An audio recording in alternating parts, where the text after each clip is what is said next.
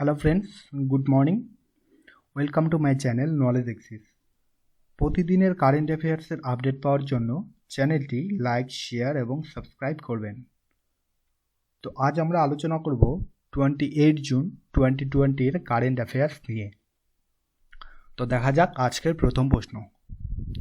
Navigating the new normal campaign কে launch করলো? A number NITI Aayog, B number ministry of health, C number NDC এবং D number option হলো ministry of home affairs. তো সঠিক উত্তরটি হয়ে যাবে নীতি আয়োগ। ডিটেলস আমরা একটু দেখে নিই। This campaign has been launch to aware people about the norms to contain the spread of কোভিড-19 ইন আনলক ফেজ।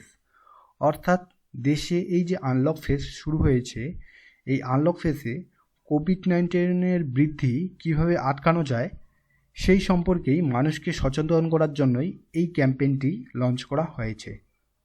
তো নীতি আয়োগের সিইও হলেন অমিতাভ কান্ত এবং ভাইস চেয়ারপারসন হলেন রাজীব কুমার। পরের প্রশ্ন, কোন রাজ্য সরকার প্রথম ইন্ডাস্ট্রিজ ফ্যাসিলিটেশন অ্যাক্ট সংশোধন করলো? এ নাম্বার অপশন হলো Madhya Pradesh, B number Tamil Nadu, C number Karnataka এবং ডি নাম্বার অপশন হলো উত্তরপ্রদেশ। তো সঠিক উত্তরটি হয়ে যাবে কর্ণাটকা। ডিটেলসে আমরা দেখে নেই। The act has been amended to make simple regulations and procedure for requirements creating an ideal environment for investment. অর্থাৎ মানুষ এই যে ইনভেস্টমেন্ট করবে, যাতে তারা ভালোভাবে এবং সঠিক সময়ে সঠিক স্থানে তাদের ইনভেস্টমেন্ট করতে পারে, এই সব কাজে হেল্প করার জন্য এই ইন্ডাস্ট্রিয়াল ফ্যাসিলিটেশন অ্যাক্টটি সংশোধন করা হয়েছে। কর্ণাটকার ক্যাপিটাল হলো বেঙ্গালুরু, গভর্নর হলেন বাজুভাই বালা এবং সিএম হলেন বিএস ইয়েদিউরাপ্পা। পরের প্রশ্ন হলো, ভারতের বাইরে কোথায় প্রথম যোগা ইউনিভার্সিটির উদ্বোধন করা হলো? A number option Sri Lanka, B number option হলো United States, C number South Korea এবং ডি নাম্বার হলো অস্ট্রেলিয়া। তো সঠিক উত্তরটি হয়ে যাবে United States. This year as a part of international yoga day, Vivekananda yoga university, which is the first yoga university outside India, was launched in Los Angeles. It was launched by B. Muralidharan, Minister of State of External Affairs. অর্থাৎ minister of state of external অ্যাফেয়ার্সের মন্ত্রী V Muralitharan, যে কিনা international yoga ডের দিনে বিবেকানন্দ যোগা ইউনিভার্সিটিটির উদ্বোধন করেছে। কোথায়? Los Angeles. সেটা কোথায় অবস্থিত? ইউনাইটেড স্টেটসে অবস্থিত। পরের প্রশ্ন, অ্যানুয়াল ব্যাংকিং স্ট্যাটিস্টিক্স 2019-এ ভারতের র্যাঙ্ক কত? এ নাম্বার অপশন হলো 77th, বি নাম্বার অপশন হলো 78, সি নাম্বার অপশন হলো 74th এবং ডি নাম্বার অপশন হলো 70th। সঠিক উত্তরটি হয়ে যাবে এ নাম্বার 77th। তো ডিটেলসে আমরা একটু দেখি। Switzerland central bank, Swiss national bank, released every year the annual banking statistics, where India in this year is at the 77th position in terms of money parked by its citizen and enterprises.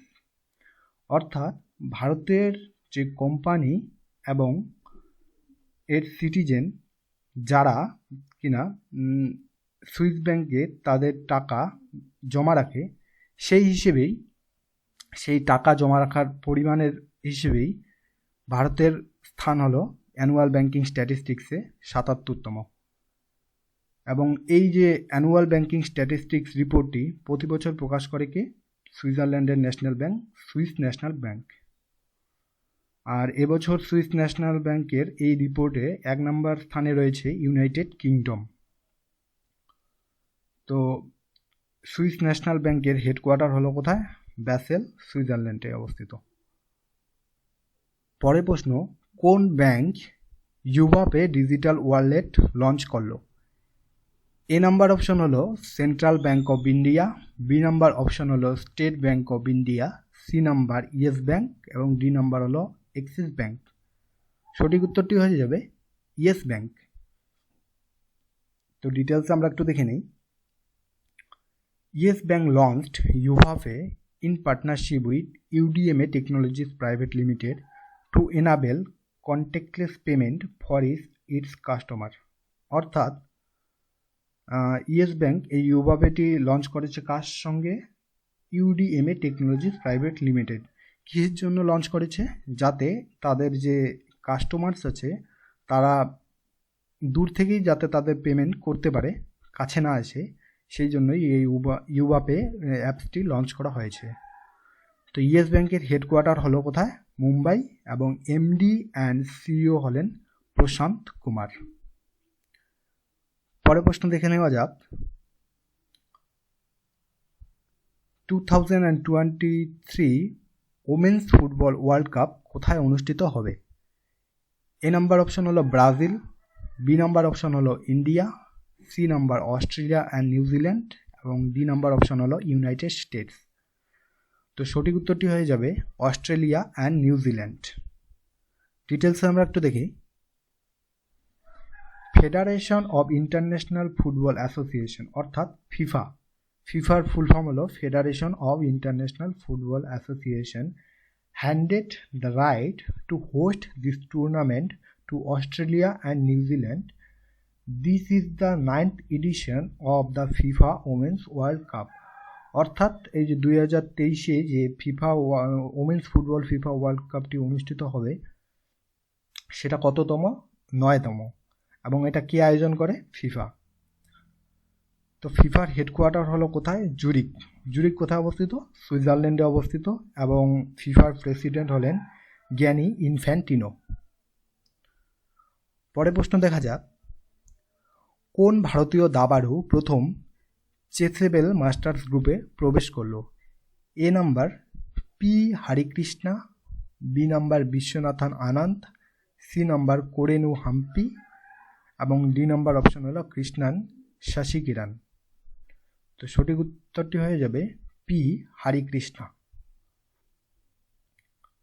Grandmaster P Harikrishna debuted the Magnus Carlsen Chess Tour 2020 by joining the players in the USD 1,05,000 Chessable Masters।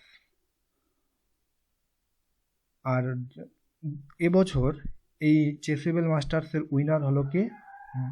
Magnus Carlsen. পরের প্রশ্ন দেখা যাক। International day against drug abuse and illicit trafficking কবে পালিত হয়? A number option 25 June, B number 28 June, C number 26 June, D number option হলো 29 June.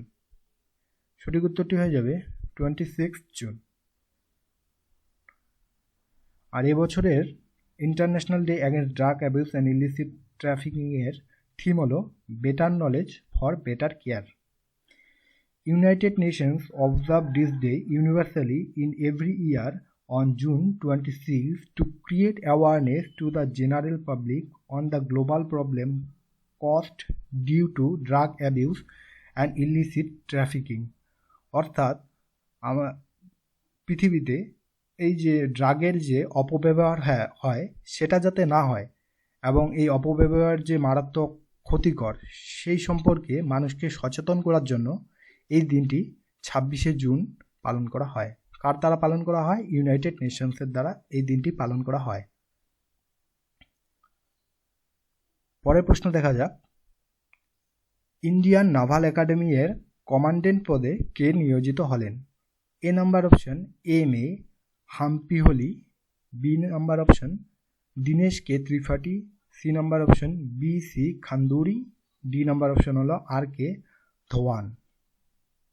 তো সঠিক উত্তরটি হয়ে যাবে M A Hampiholi. Indian naval academy এর মোটো কি? Shaping future naval leadership.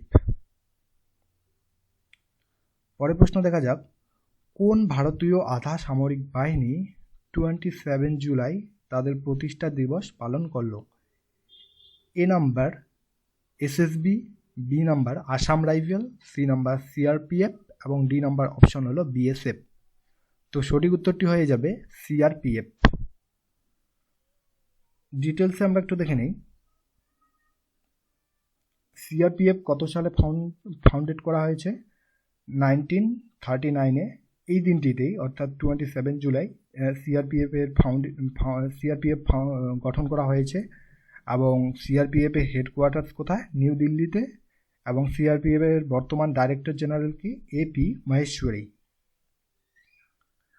তো আজ এ পর্যন্তই। ডেইলি আপডেট পেতে চ্যানেলটি লাইক, শেয়ার এবং সাবস্ক্রাইব করবেন।